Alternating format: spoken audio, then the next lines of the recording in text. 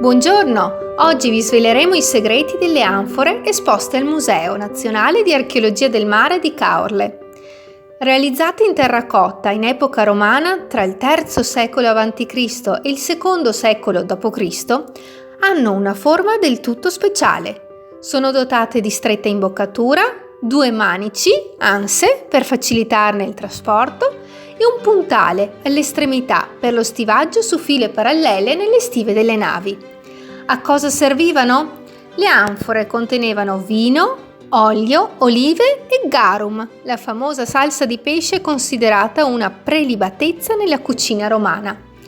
Ora provate anche voi a disegnare un'anfora e a posizionarla su un fondale marino. È proprio lì che i pescatori e gli archeologi subacquei ritrovano spesso le nostre anfore, il prezioso carico di navi affondate nell'antichità.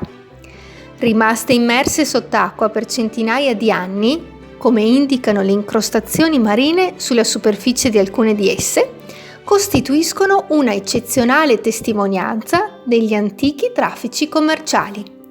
Che cosa ci serve per il nostro lavoro?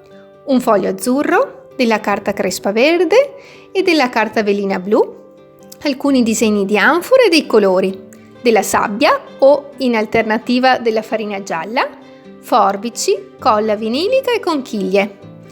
Come si procede? Innanzitutto con i colori colorate le anfore e le ritagliate con le forbici. Dopodiché ritagliate delle striscioline di carta velina blu e con la carta crespa verde realizzate dei cespugli di alghe. Con la colla vinilica incollate le striscioline di carta blu e i cespugli di alghe sul foglio azzurro, che sarà lo sfondo del nostro fondale marino. Incolliamo poi le nostre anfore e dopo aver steso della colla vinilica sul fondo azzurro, distribuiteci sopra della sabbia o della farina gialla. Infine, decorate a piacere con le conchiglie e qualche pesciolino di carta. Buon lavoro!